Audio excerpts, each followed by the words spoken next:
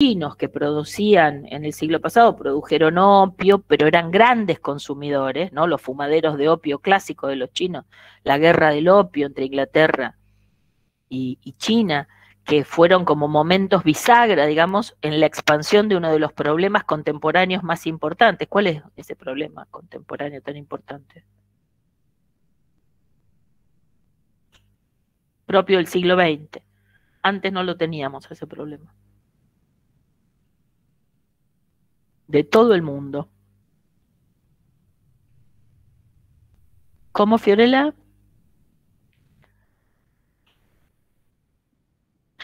Sí, ahora efectivamente aparece como un problema central el cambio climático. Este es bien del final del siglo XX, pero entre los problemas de salud, sobre todo más importantes del siglo XX, aparece el consumo de drogas. Antes del siglo XX el consumo de drogas no era un problema generalizado de salud a nivel planetario. Empieza a serlo en la medida en que el opio se vuelve objeto de comercio internacional, en que el consumo de marihuana, de cáñamo, se vuelve objeto de regulación internacional. Entonces, es importante esto de ver, digamos, cómo países que son pequeños y que son muy marginales en términos internacionales, empiezan a tener interés porque son, por ejemplo, productores de una sustancia como esa, ¿no? Entonces la regulación, lo que se llama la guerra a las drogas, la regulación del comercio de estupefacientes, hace que esos países se vuelvan importantes, ¿no? Siendo que uno podría decir, si ustedes miran todo lo que está al lado de Afganistán, Uzbekistán, Pakistán, todos esos países chiquititos, hay como un montonazo de esos países chiquititos, que eran las repúblicas orientales de la Unión Soviética, no le importan nada a nadie, digamos, ¿sí? Jamás internacionalmente se les ha prestado ni 5 de bolilla, y sin embargo, sí lo tiene, sí tuvo interés Afganistán, ¿no? Entonces, allí encontramos otro eje que tiene que ver con cómo el planeta entero, el planeta en su conjunto, se volvió, podríamos decir, el escenario de disputa por los recursos económicos, por recursos económicos de toda índole, digamos. Ustedes hablaban efectivamente de materias primas, digamos, de recursos naturales valiosos, recursos que antes no eran considerados y que aparecen ahora como una novedad, ¿no? Decíamos recién el litio, pero ustedes mencionaban la cuestión del cambio climático, y en relación al cambio climático vamos a ver la cuestión de disponer de fuentes de agua potable, está apareciendo cada vez más como un recurso natural importante. Los grandes pulmones planetarios como el Amazonas empiezan a volverse, digamos, un recurso natural muy importante, y hace 70 años no le importaban un soto a nadie, digamos, y eso tiene que ver exactamente con cómo los recursos naturales van cambiando en su importancia y van volviendo ciertas regiones del planeta cada vez más importantes. El recurso, quién tiene los recursos, quién los maneja. Bianchi dice algo en el texto, ustedes a lo mejor se han fijado, que es muy interesante en relación, ahora vamos a ordenar esto, yo quise entrar con un disparador, pero ahora vamos a ordenar un poco esto.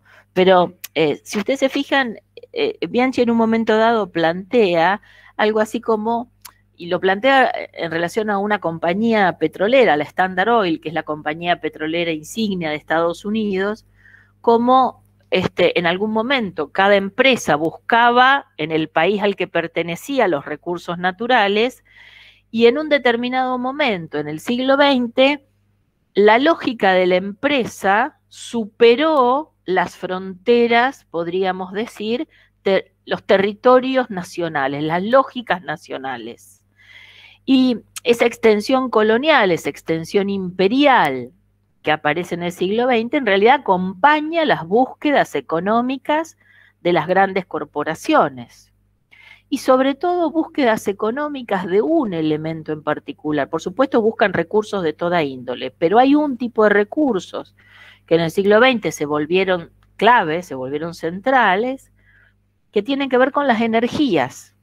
La energía era el elemento indispensable para el desarrollo económico, para el desarrollo de las grandes empresas, para la producción. Por eso no me acuerdo quién de ustedes decía hace un ratito esto del petróleo. Claro, efectivamente, en el caso de Afganistán no es exactamente el petróleo, pero es un recurso como el gas, y Afganistán es una pieza clave porque el gasoducto más importante que alimenta de gas a buena parte de Europa, sobre todo Alemania, viene de Afganistán.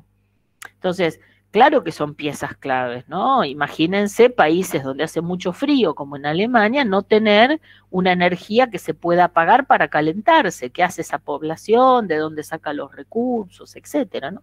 Entonces, nosotros podríamos pensar, el equivalente en América Latina es Bolivia, que tiene efectivamente gas, tiene litio, es un país que tiene una lógica de recursos muy parecida a la de Afganistán, con la fortuna de que no tiene, digamos, una organización interna tribal tan parecida, tan similar a la que tiene el talibán en Afganistán, ¿no es cierto?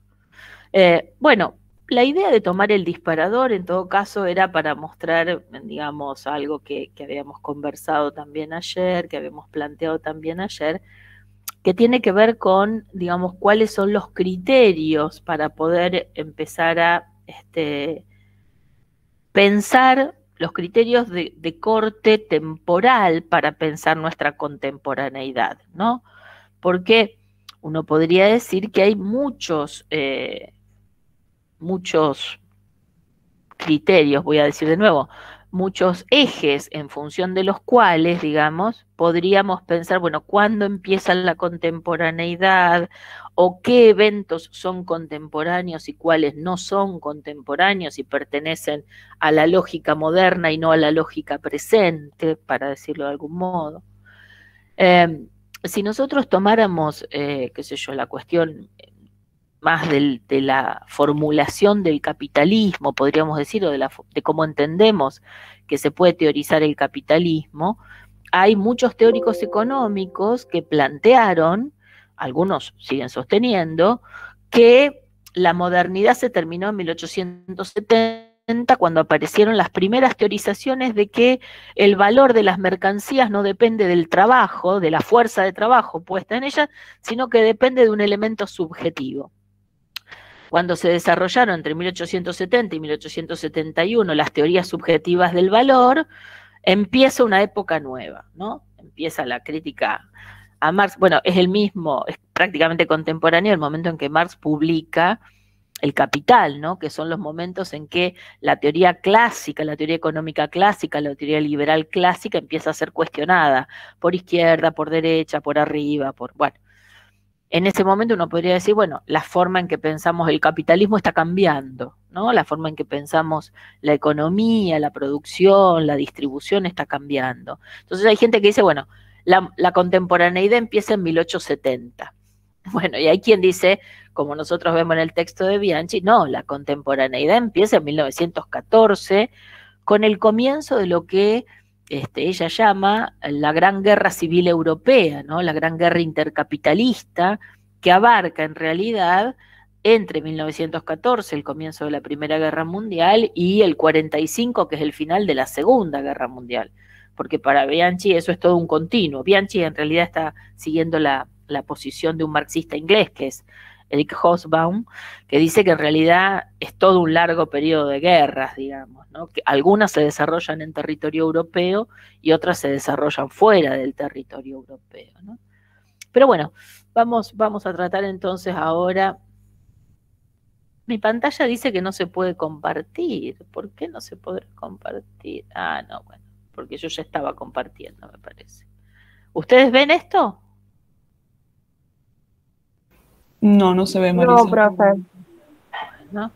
Entonces estamos teniendo algún inconveniente que no logramos descubrir.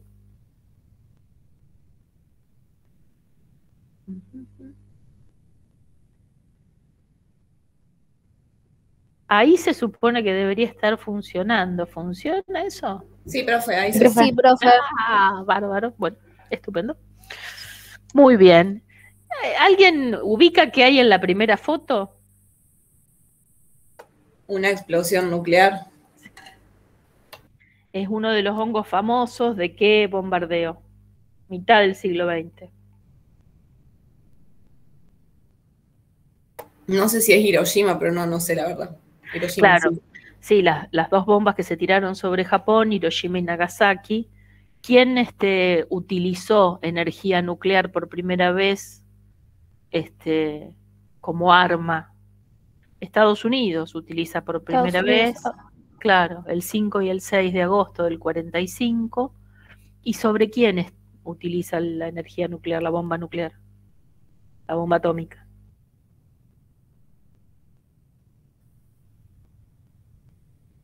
Sobre los países que pertenecían al eje. Sí, efectivamente, en particular sobre Japón. Vamos a ver que hay otro bombardeo, después vamos a comentar un poquito, pero lo que me interesaba marcar es que tiran sobre población civil, tiraron sobre la ciudad, sobre el centro de la ciudad, ¿no? Entonces, niños, mujeres, viejos, jóvenes, no era sobre el ejército japonés, sino que tiraron sobre ciudades, ocasionando cientos de miles de muertos de un solo saque. Digo para esto que comentábamos, digamos, de que el siglo XX es un siglo signado por esa violencia, ¿no? Vamos a ver que hay una autora, Flavia Costa, que plantea que esta es una marca de nuestra contemporaneidad. Ella, por ejemplo, decíamos esto de los cortes, ¿no? De dónde poner el corte. Flavia Costa, que es una investigadora de CONICET Argentina, una investigadora que viene de comunicación social, propone llamar a esta era contemporánea el antropoceno, ¿no? Como el pleistoceno, bueno, antropoceno. Y propone llamarlo así porque cuando la especie humana tira las bombas, empieza con los ensayos atómicos y tira las bombas, cambia la historia geológica del planeta. Es decir, afecta no solo la vida de determinado país, no solo la vida de la especie humana, sino que afecta la vida de todo el planeta y lo hace por cientos de miles de años. Se calcula que el efecto de la bomba atómica para poder eliminarse lleva 200.000 años. Entonces, lo que propone Flavia Costa es que nosotros estamos, no solo con eso, ustedes hablaban del cambio climático, con nuestras prácticas que tienen que ver con qué cuidamos o cómo no cuidamos la naturaleza, estamos afectando la vida del planeta de acá para adelante, digamos, sin saber exactamente qué consecuencias tiene lo que estamos haciendo, ¿no? Hacemos cosas sobre el planeta cuyas consecuencias no podemos gobernar. Bueno, una de esas cosas que hemos hecho es esto, ¿no? Es tirar bombas atómicas. Digo como especie humana, obviamente, ¿eh? No es que todos tenemos la misma responsabilidad, ni mucho menos. Estoy mencionando lo que como especie hemos hecho. Había elegido para ilustrar el comienzo del capítulo. ¿Alguien ubica cuál es la primera de esta foto, la más grande? ¿Sabe de qué periodo es?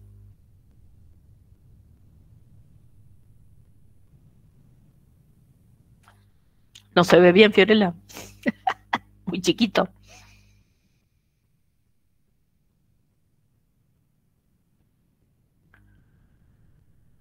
Esa es una trinchera durante la Primera Guerra Mundial. Yo tomé el periodo que marca Bianchi, 1914, 1991, y esa es una de las trincheras.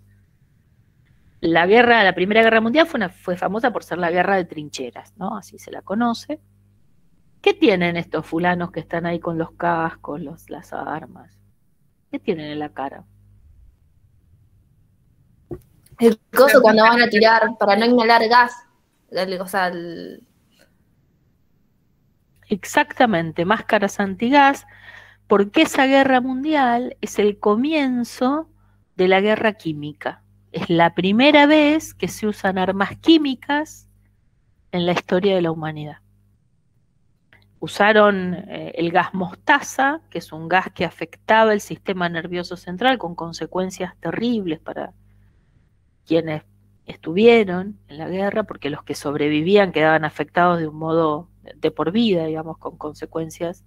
Pero esa práctica se usó a lo largo de todo el siglo XX y hasta ahora. O sea, armas químicas, vieron que se habla mucho de, bueno, los iraquíes tenían armas químicas o fulanos están fabricando armas químicas. En realidad las armas químicas se usan por primera vez en Europa, la usan por primera vez las potencias Las europeas. fuerzas alemanas Sí, no efectivamente. son las primeras en usar el gas.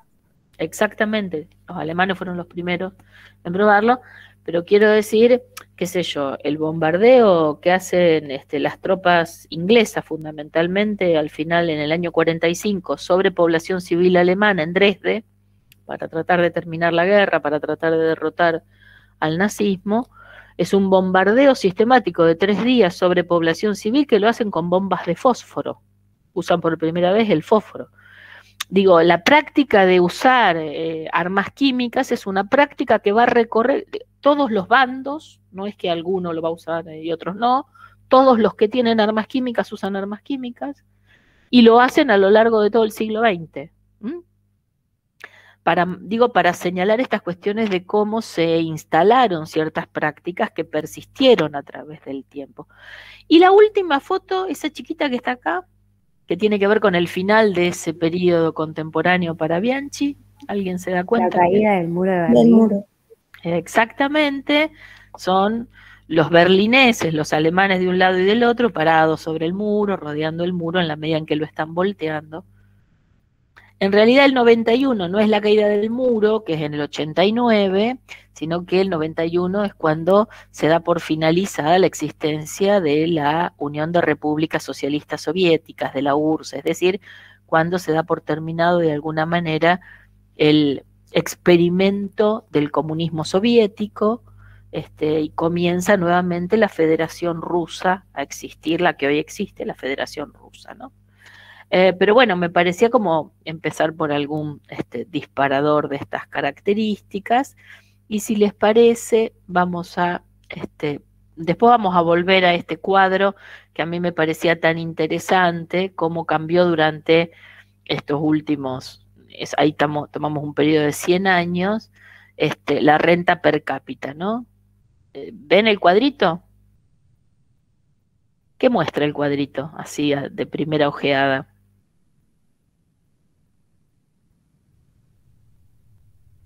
La proporción, la relación de la renta entre los países desarrollados y subdesarrollados. Sería entre los ricos y los pobres, diríamos hoy nosotros, ¿no es cierto? Fíjense, cuando arrancó 1880, la renta per cápita, que de todos modos es un promedio, o sea que al interior de cada una de estas regiones, por supuesto, no es homogéneo, queda clarísimo eso. Pero aún así, los países ricos duplicaban a los países pobres en la renta. Mientras que para 1970, fíjense que esa relación es de 1 a 7. Septuplicaban la renta. Para ver cómo se ha ido concentrando la riqueza ahora es muchísimo más que esto. Tomé nada más que esa secuencia porque la tenía disponible en uno de los cuadros, pero en realidad el proceso de concentración ha sido mucho mayor hasta lo que va del siglo XXI. Bueno, ahora sí vamos a tratar de como ordenar un poco, digamos,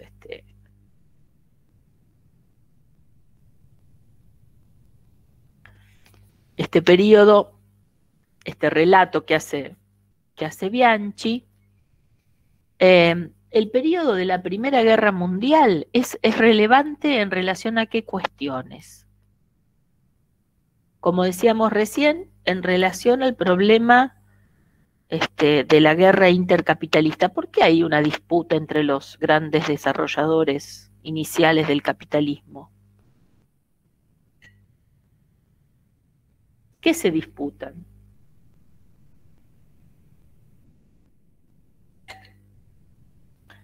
Efectivamente, ¿el poder de qué? El poder sobre los territorios.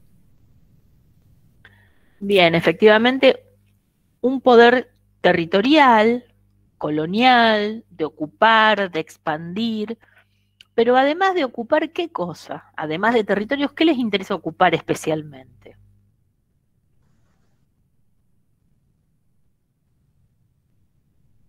¿Qué necesita el capitalismo para que la producción de bienes tenga sentido?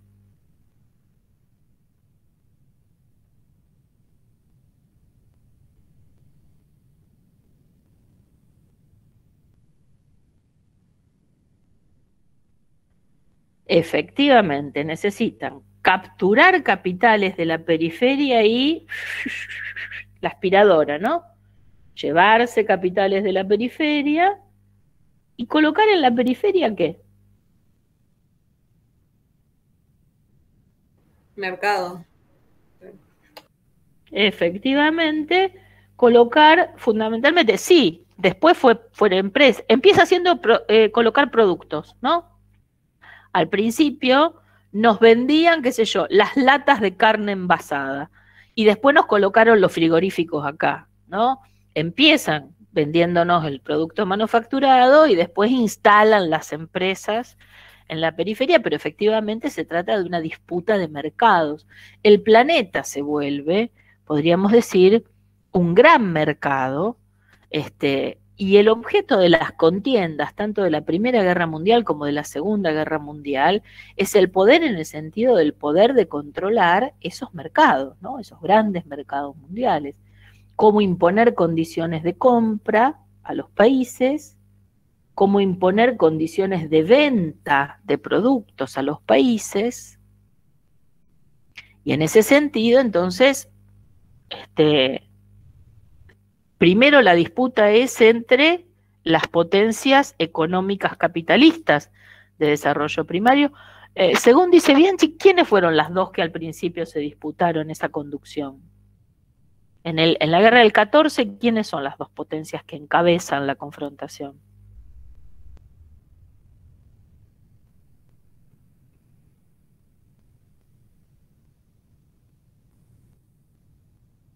Inglaterra y Estados Unidos.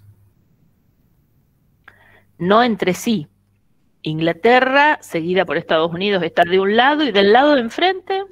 Alemania. Exactamente, porque Alemania se desarrolló mucho, muy rápido y tarde. Llegó cuando Inglaterra ya era una potencia colonial, cuando Estados Unidos ya tenía control sobre el conjunto del territorio americano, y en ese sentido los alemanes, digamos, tenían un gran desarrollo tecnológico y un gran desarrollo de capitales, y lo que no tenían era posibilidad de entrar en los mercados internacionales. Entonces, la confrontación entre Alemania e Inglaterra, inicialmente sobre todo, es una confrontación entre grandes potencias capitalistas. Si ustedes se fijan hoy en Europa, ¿cuál es la potencia económica más importante de Europa? ¿Quién conduce el Banco Europeo, por ejemplo? La Unión Europea.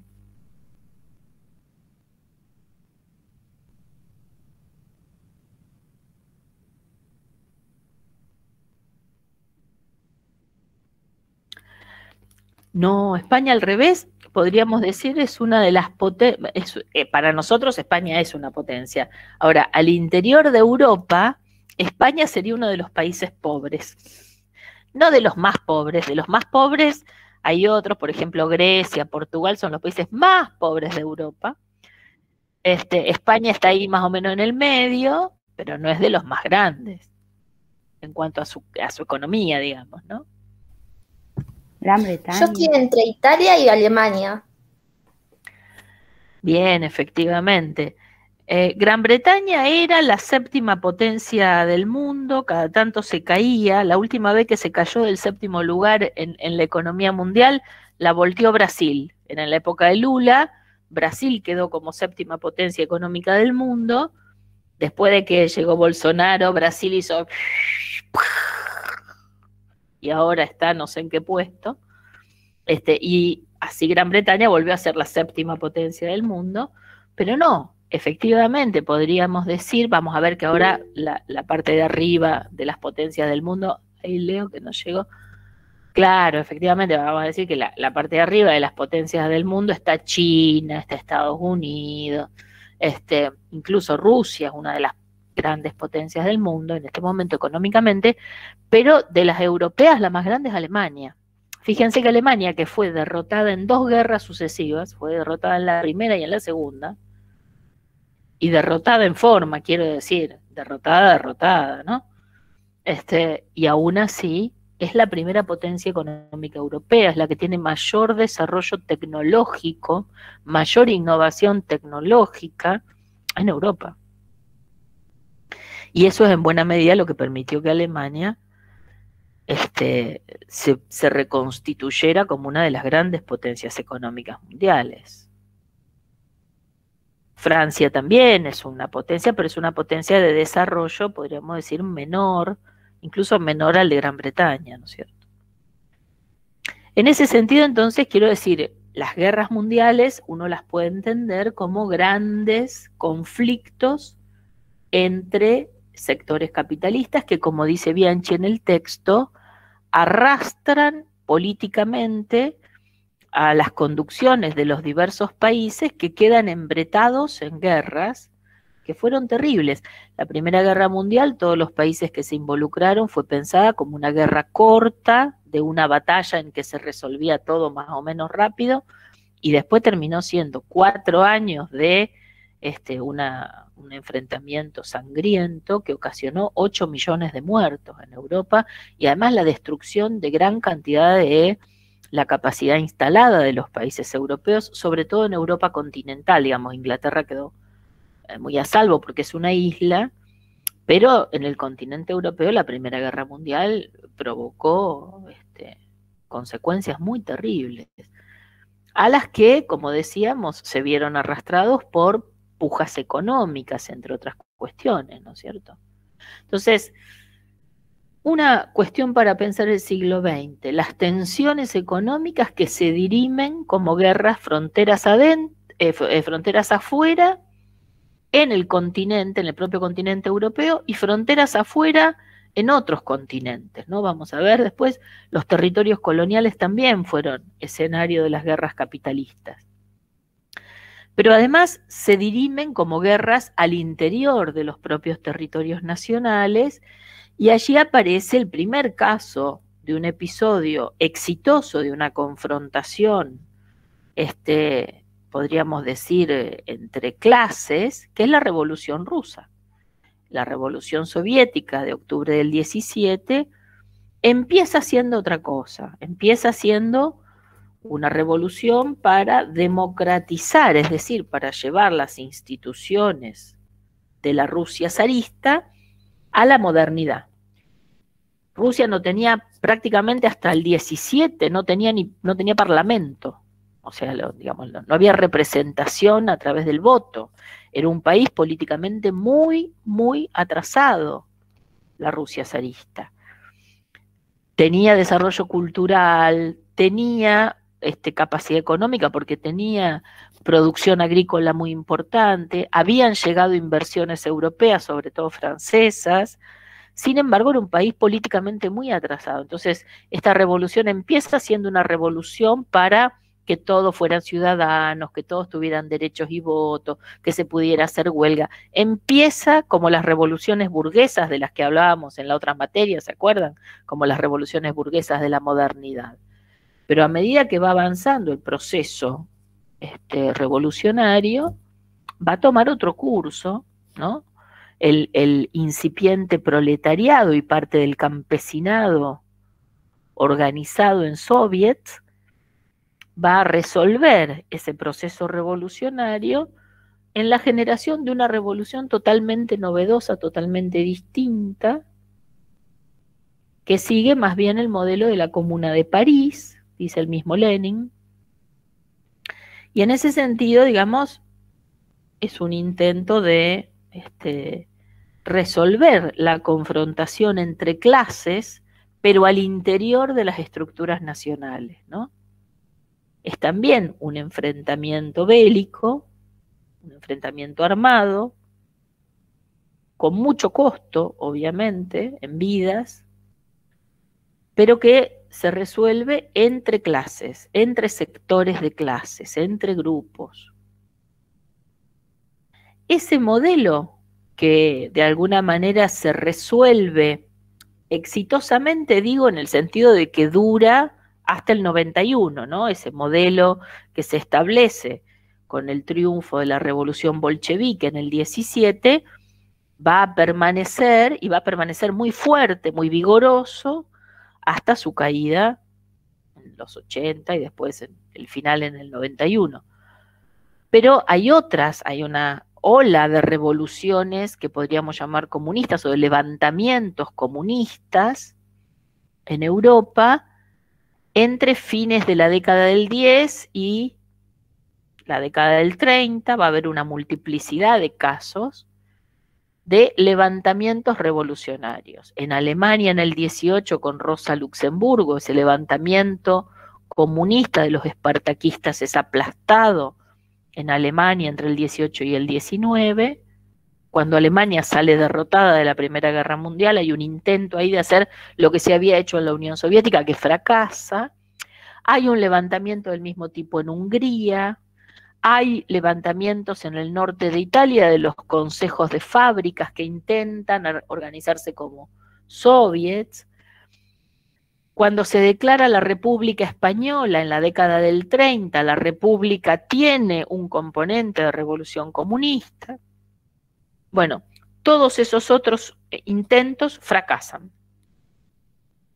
Hay un único otro intento en ese periodo, en otra región muy alejada del planeta, que tiene éxito. ¿Alguien sabe decirme cuál? ¿Cuba o no? Nada que ver. No, sí, Cuba, efectivamente, pero va a ser posterior el de Cuba. El intento exitoso en el caso cubano es final de la década del 50, ahora vamos a hablar dentro de un rato de él, es en el contexto ya de la Guerra Fría, es decir, de la segunda posguerra. Pero ahí en el medio, digamos, en la década del 30, hay otro levantamiento revolucionario que sí va a lograr consolidarse y permanecer hasta nuestros días. El otro gran gigante comunista del planeta. China. Claro, China. El triunfo de Mao Zedong, de la larga marcha de Mao Zedong, que fue varias veces, digamos, el triunfo del comunismo chino es como en etapas, viene en una larga secuencia, porque fue interrumpido por la guerra chino-japonesa, por la ocupación japonesa durante la Segunda Guerra. Digamos, ganaban y después tenían que retroceder, ganaban adentro y los vencían los ejércitos de afuera. Era un episodio así, parecía una telenovela. Bueno, hasta que en el 39 efectivamente hay un primer gran triunfo de la Revolución China, de la Revolución de Mao, y después de que termina la Segunda Guerra Mundial se consolida la Revolución China y ya no hay, digamos, una vuelta, no vuelve a cambiar, digamos, el régimen político en China. Hay regiones que van a quedar en disputa, ciertamente, pero China no. China permanece, digamos, como el otro gran gigante comunista, que se mantiene durante la mayor, bueno, China hasta hoy, digamos, durante buena parte del siglo XX van a predominar estos dos grandes modelos de sociedades comunistas. Me interesaba marcar, digamos, que los conflictos económicos se dirimen en formas bélicas de distinto tipo, digamos, ¿no? Que quedara claro cómo se van resolviendo, o con guerras entre potencias capitalistas, o con conflictos internos, es decir, guerras interiores, guerras civiles, que se resuelven en modelos revolucionarios, ¿no? Pero de alguna manera eso va a marcar buena parte del siglo XX.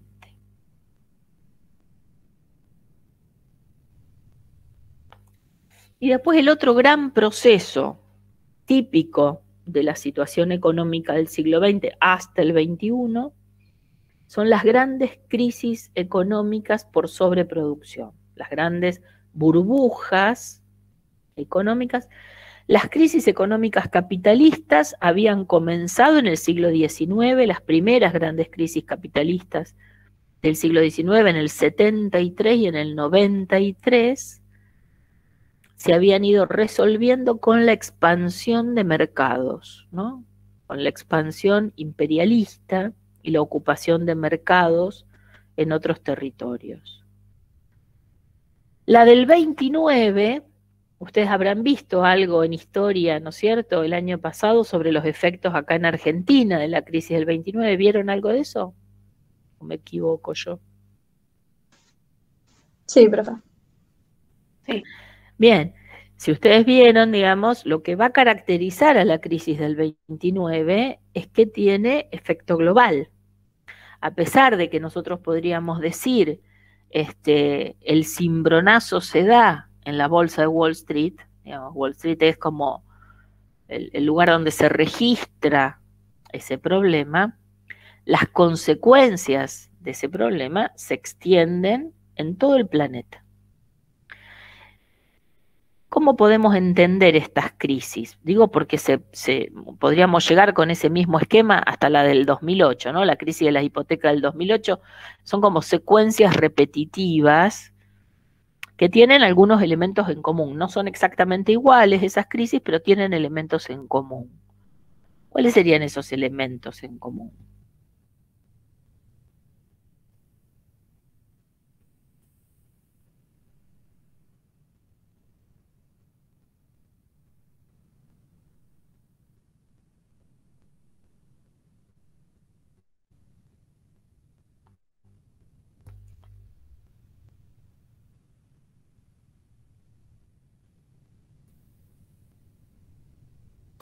No sabe, no contesta, profe. No, pensé que ustedes habían visto economía, yo por eso, yo confío en que ustedes en economía algo habrían visto de eso. ¿Te referís a las características? Por ejemplo, la inflación, la caída de los precios, esas cuestiones. Efectivamente, sí, se da en ese periodo. La burbuja, la idea de la burbuja es la idea de algo como el globo, ¿no? Que se infla, se infla, se infla y en un momento dado revienta. Ese es el modelo de la crisis capitalista típica, ¿no? Que son crisis por exceso, no son crisis por defecto, no son crisis por escasez, son crisis por el contrario, exceso. ¿Exceso de qué? Exceso en la oferta de capitales. Crece el volumen de los capitales que no encuentra una colocación rentable en relación a las expectativas, ¿no? Van creciendo las expectativas de rentabilidad. Eso es la burbuja, ¿no es cierto? Eso es esa ficción de estos me prometen que me van a pagar 2 por los capitales, después viene otro que me promete que me va a pagar 4 si pongo el capital, otro que me dice que voy a ganar 8 si pongo el capital, y así van creciendo.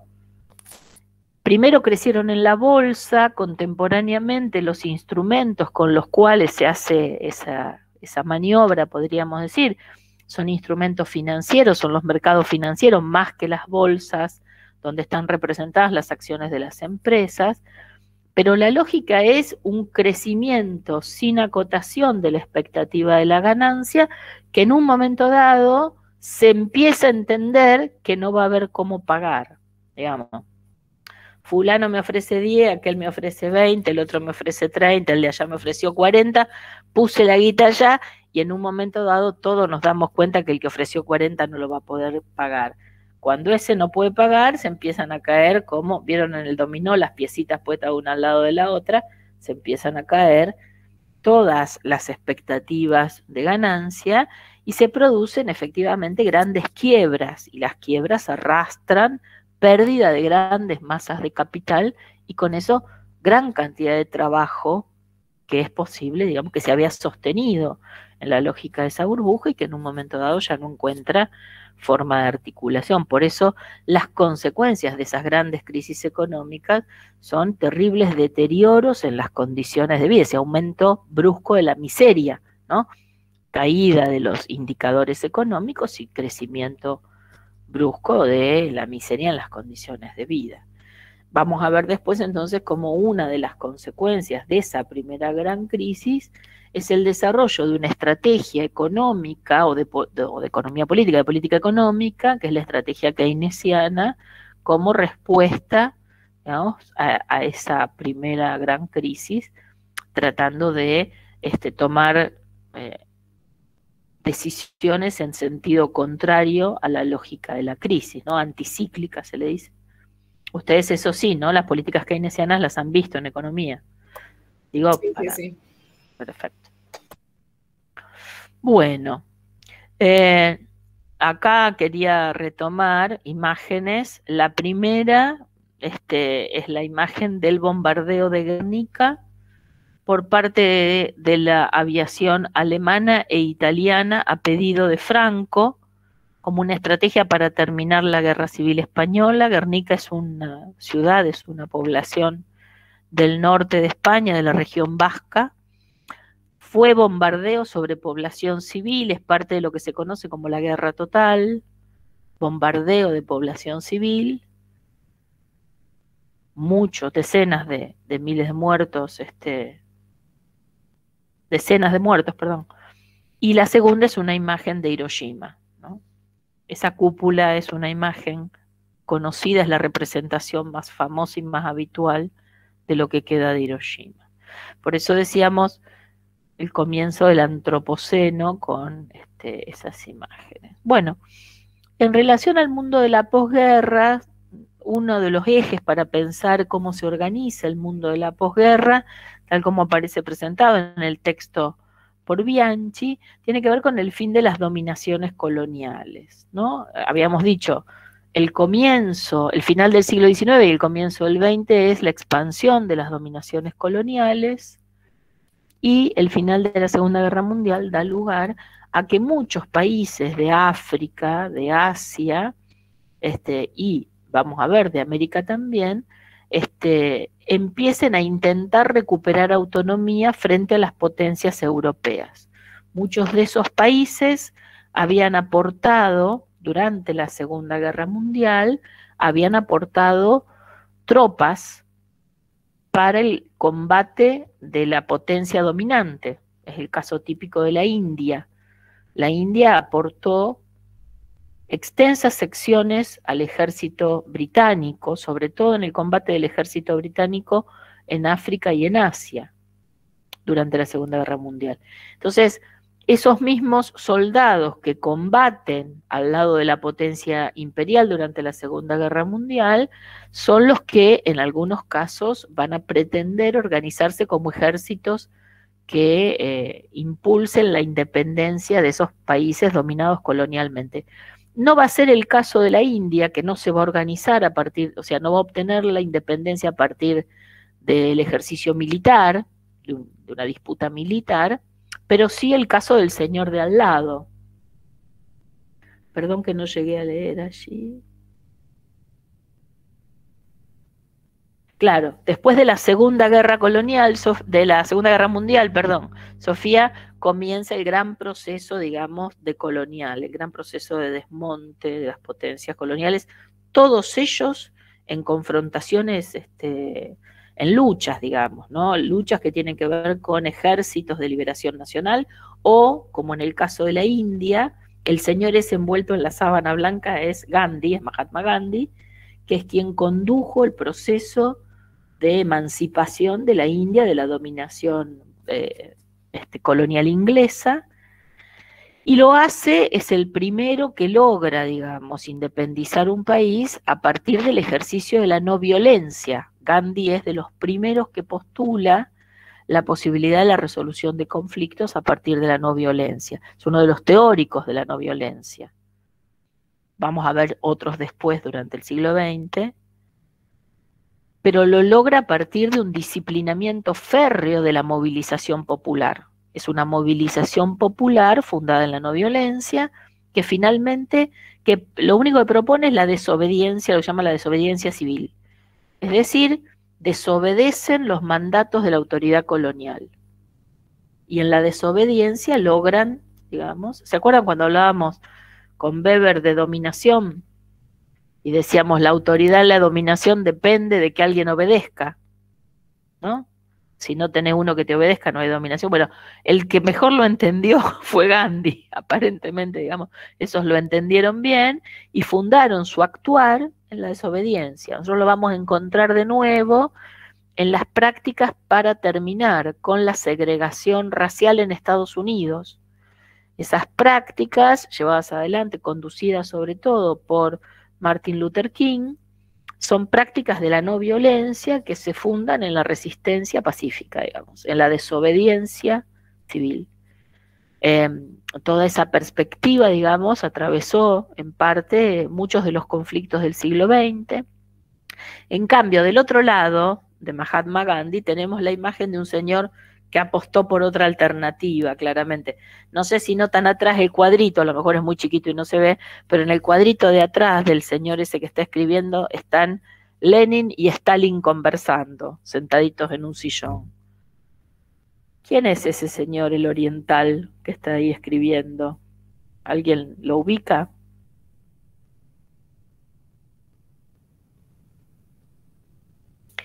Es Ho Chi Minh. Ho Chi Minh es la conducción política del proceso de emancipación de Vietnam. Vietnam pasa por 2 guerras coloniales sucesivas. La primera fue la guerra de Indochina, que fue una guerra para independizarse de la dominación colonial francesa. Estuvieron combatiendo aproximadamente unos 20 años a los franceses para librarse de ellos y los derrotaron en una batalla famosa, que es la batalla de Bien Bien Phu, y los echaron. Y acababan de terminar de echar a los franceses a patadas cuando, oh sorpresa, los norteamericanos decidieron que estaba bueno, digamos, mantener un gobierno pro-occidental, dado que estaban pegados a China, ¿no? Vietnam tiene frontera con China, entonces para evitar el avance del comunismo chino, ocuparon el territorio vietnamita, pusieron un gobierno títere, lo mismo que hicieron en Afganistán, y durante 20 años otra vez se bancaron, digamos, los vietnamitas la guerra, hasta que finalmente derrotaron a Estados Unidos y expulsaron a Estados Unidos. La guerra de Vietnam se terminó en el 75 con un costo en vidas terrible para los vietnamitas, obviamente, un costo económico espantoso para los vietnamitas, pero además con la primera gran derrota de Estados Unidos como potencia imperial, digamos, ¿no? Las otras eran las potencias europeas, las que habían sido derrotadas. La primera gran derrota de Estados Unidos, podríamos decir, en un sentido militar, ahora vamos a ver por qué en un sentido militar, es Vietnam. Digo, ¿por qué? Porque podríamos decir que Cuba es la primera gran derrota, sin embargo vamos a ver que en la Revolución Cubana, al principio Estados Unidos cree que la revolución es manejable, digamos, y entonces se da cuenta muy tarde de que la revolución toma un curso que no le parece oportuno o propicio. Nada más ilustraba en este cuadro el proceso de descolonización de África, ¿no? Hasta el 66 aproximadamente se independizan de diversas maneras, con guerra, como la guerra de independencia de Angola contra Portugal, o la guerra de Argelia contra Francia, pero después van a ver que hay procesos más o menos negociados o más o menos conflictivos por los cuales se produce toda la generación, digamos, de naciones independientes en África, que estaba prácticamente toda ocupada de modo colonial, ¿no? Quería nada más que mencionar esto. Todavía existen en África territorios coloniales.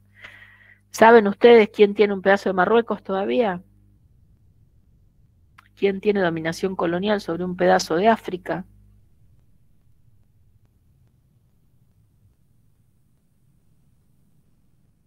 España. España todavía se quedó con un cacho de Marruecos.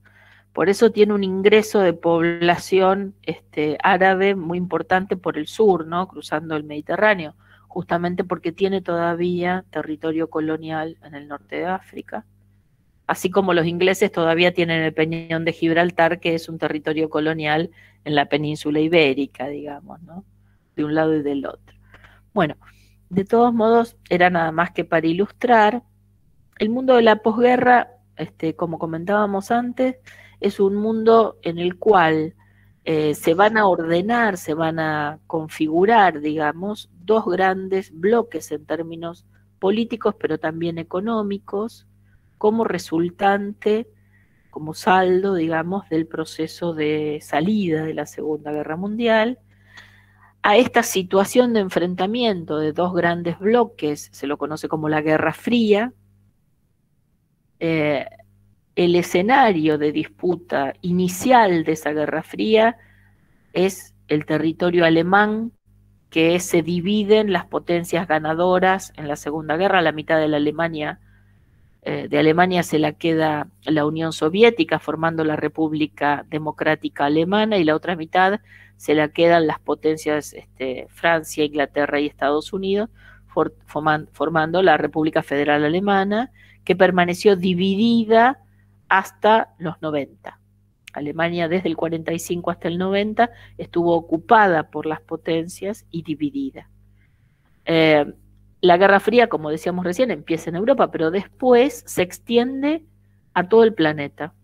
Y entonces la mayor parte de los conflictos a lo largo del planeta se leen en clave de Guerra Fría. Es decir, en clave de pugna entre el modelo de organización comunista, tanto político como económico, es decir, una economía planificada, un crecimiento, un desarrollo estratégicamente pensado y orientado del lado del comunismo, un desarrollo sobre la base del mercado y de la innovación productiva, si ustedes quieren, de la empresa del lado occidental, una organización a través de un partido que centraliza la decisión democrática en el bloque comunista, una organización a través de parlamento y múltiples partidos en Occidente.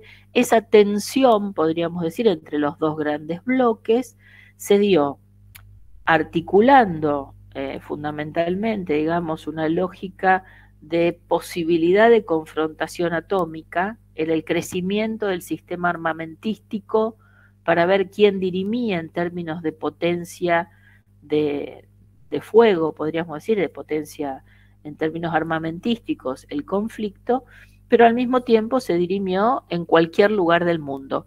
Nuestro propio país fue escenario de la Guerra Fría, ¿no? En el sentido de que en la República Argentina las dictaduras de la década del 60 y del 70 fueron en algún sentido empujadas, cobijadas, prohijadas por fundamentalmente Estados Unidos en función de la guerra ideológica, es decir, en función de la confrontación entre los dos bloques, ¿no es cierto? Digo fundamentalmente de Estados Unidos porque nosotros somos un área de injerencia predominantemente de Estados Unidos, ¿no? A raíz justamente del impacto que había tenido esta revolución. Ubican la foto, supongo, ¿no? ¿Reconocen a los personajes ahí?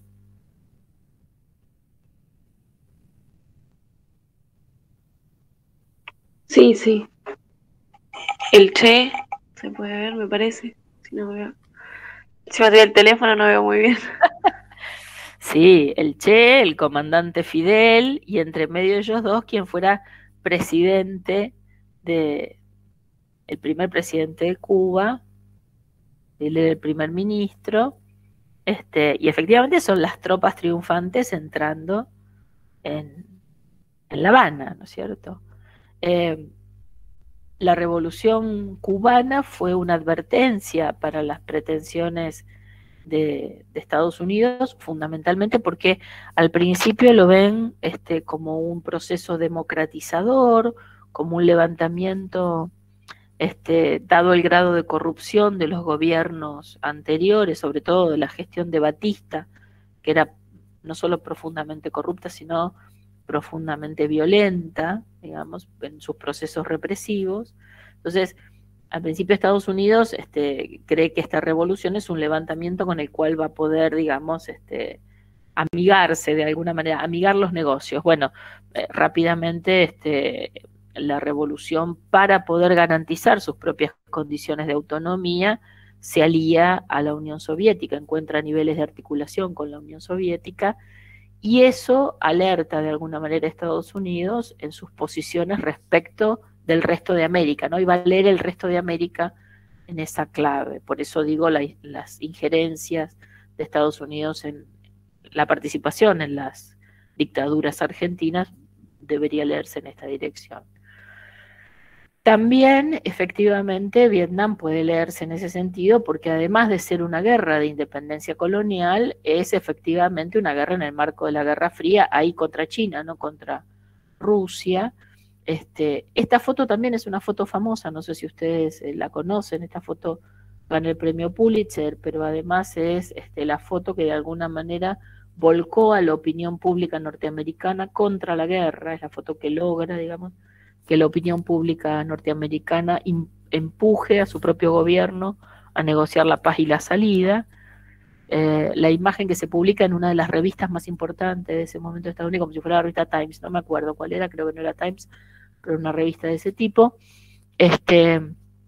Esa nena que corre de esta manera es una criatura que recibió fósforo de una bomba, está toda quemada, tiene toda la espalda. Esa chica después se fue a vivir a Canadá, y digamos, ha dado conferencias muchas veces, es una figura pública conocida, y sufrió el efecto del uso de las bombas napalm, que era el tipo de bombardeo que practicaba habitualmente Estados Unidos sobre la selva vietnamita para poder desalojar a los combatientes campesinos, ¿no?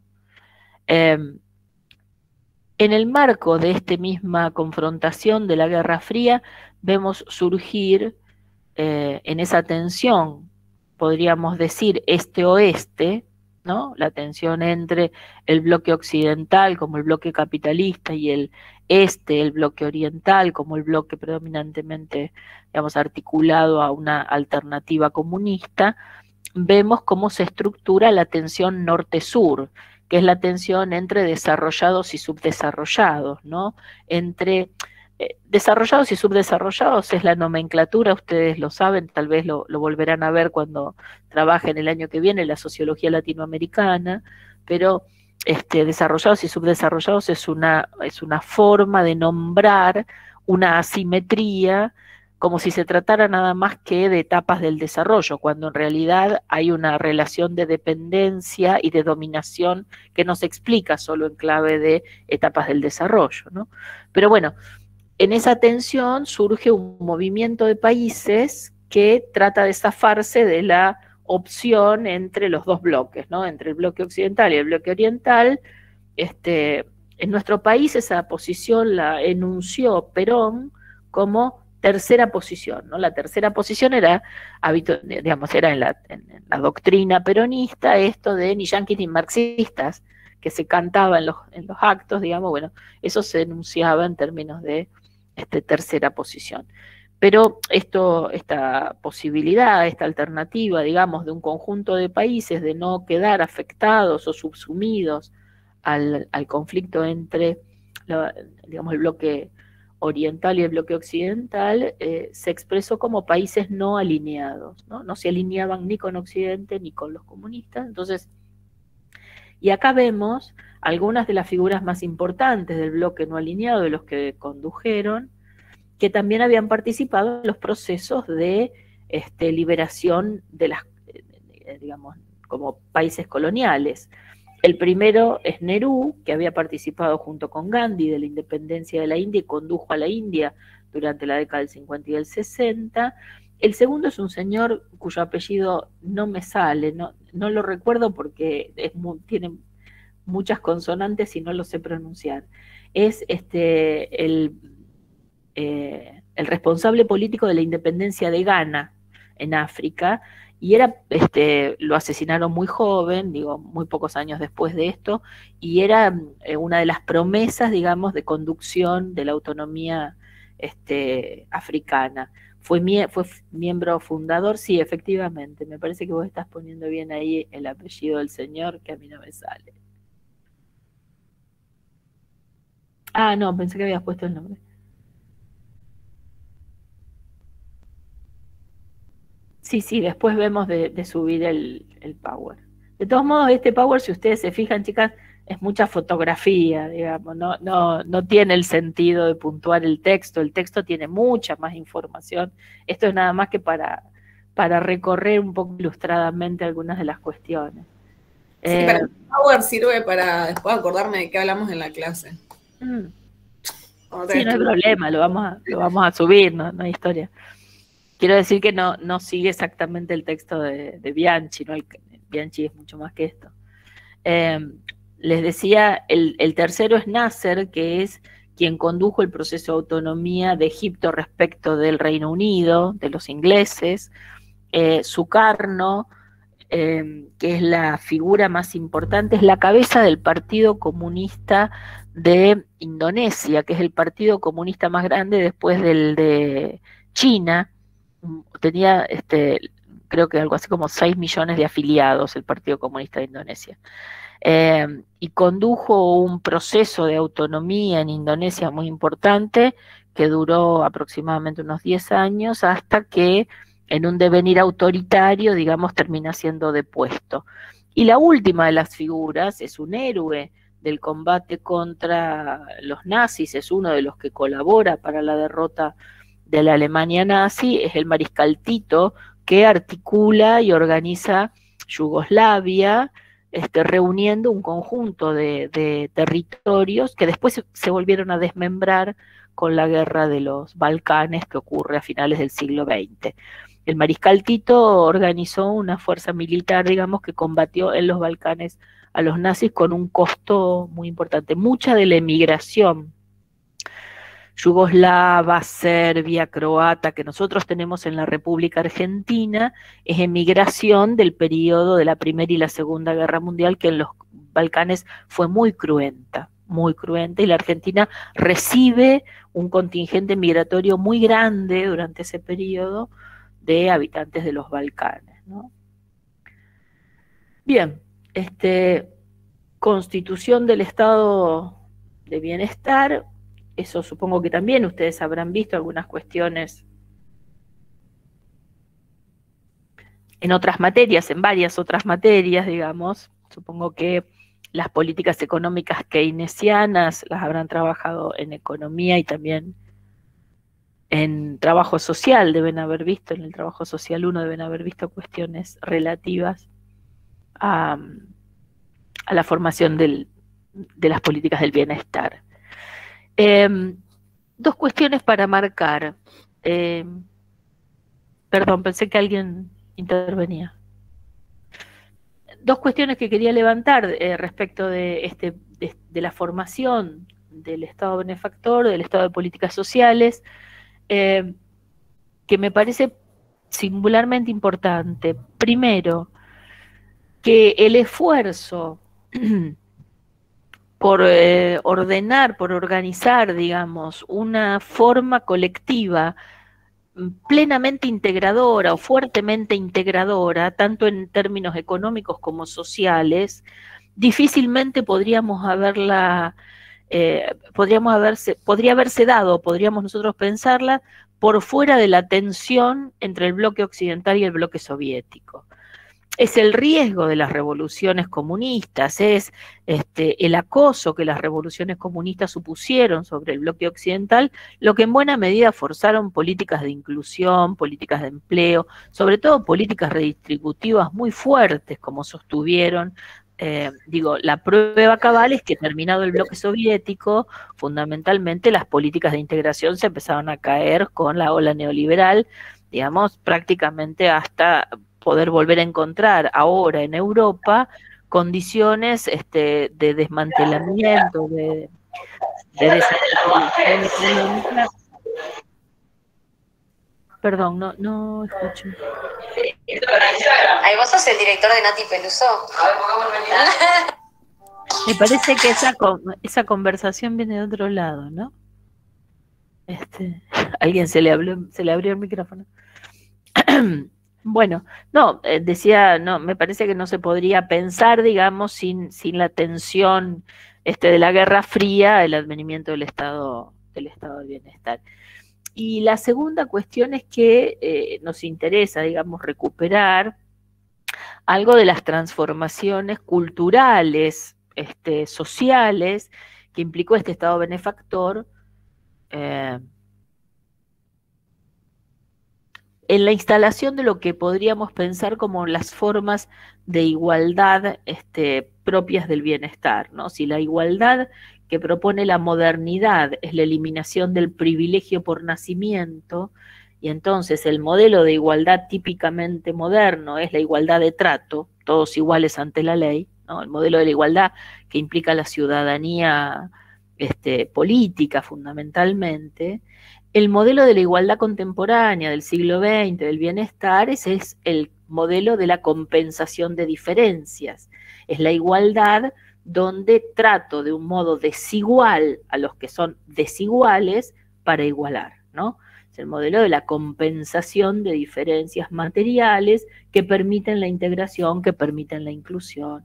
En ese sentido es otra lógica de igualdad, es la lógica de igualdad de las protecciones sociales, ¿no? De las protecciones con aspiración universal, en muchos casos protecciones sociales universales, que produjeron una gran modificación en el estilo de vida, digamos. Uno de los impactos más importantes, podríamos decir, un impacto cultural que modifica el estilo de vida, que permite algo que nosotros vamos a trabajar en una de las unidades, que es un alto consumo, podríamos decir, cultural, en la generalización del consumo cultural. El prototipo que va a tomar en el texto Bianchi es el cine, ¿no? Cómo va creciendo el consumo de cine durante el siglo XX como el prototipo del consumo cultural de masas, de la gran industria cultural de masas. Pero nosotros tenemos contemporáneamente formas muchísimo más extendidas que el consumo del cine, digo, ¿no? El cine fue una forma paroxística en los 60, 70, 80, pero después de eso hay otros consumos culturales muchísimo más extendidos que eso. De todos modos, el siglo XX es un modelo de un tipo de consumo cultural que homogeneiza a nivel planetario, algo que nunca había pasado en la historia de la humanidad. Cine conoce todo el planeta, radio conoce todo el planeta. Ahora, digamos, los consumos de internet, de redes sociales, son de todo el planeta. Yo siempre que digo esto hago la misma aclaración que hace Paula Sibilia, que es una investigadora argentina que produce en Brasil, que dice, cuando nosotros decimos todo el planeta, hacemos una exageración, porque hay 500 millones de seres humanos en este planeta que no conocen el inodoro. Entonces estamos diciendo, internet tiene todo el mundo como si fuera cierto, y eso es mentira. Y tiene razón Sibilia, digamos. Efectivamente es una exageración, pero lo cierto es que el grado de penetración de los formatos culturales que producen las industrias culturales a nivel planetario han modificado mucho nuestro planeta en muchos sentidos, ¿no? Y después el otro elemento, ya estamos terminando, que me interesaba marcar de esta gran transformación que supuso la segunda mitad del siglo XX, tanto en el bloque occidental como en el oriental, tanto en el norte como en el sur, en este caso, de modos bastante homogéneos, incluso en el sur, incluso, qué sé yo, en África, digamos, donde serían los lugares más dificultosos, es la mutación en términos sanitarios. Las políticas sanitarias del bienestar estuvieron asociadas a los desarrollos tecnológicos, sobre todo al desarrollo que supuso disponer de antibióticos de modo generalizado y a muy bajo precio, y disponer de vacunas para la mayor parte de las enfermedades infectocontagiosas. Entonces, después de la gran gripe de 1918, de la gripe española, que fue la última gran pandemia hasta la que estamos pasando ahora, lo que tenemos es un largo periodo en que el desarrollo sanitario, es decir, la capacidad de cuidado sobre la salud de las poblaciones, alcanzó niveles que nunca antes en la historia de la humanidad. Nosotros eliminamos grandes enfermedades, la peste bubónica, la tuberculosis, el cólera en muchos sentidos. Bueno, hemos eliminado grandes enfermedades, la polio, podríamos seguir, la viruela y otras similares, de modo que la expectativa de vida de las poblaciones se ha extendido mucho. Entonces, todas estas cuestiones han modificado el modo en que vivimos durante el siglo XX. No quería dejar pasar, digamos, que esto está ligado a las condiciones del bienestar, porque nosotros tendemos a pensar el bienestar básicamente en clave de políticas keynesianas, redistribución, inclusión, etcétera, y la salud es un elemento central de esta lógica del bienestar, ¿no es cierto? Bueno, nos queda mucho de todos modos, pero la semana que viene, cuando nos encontremos,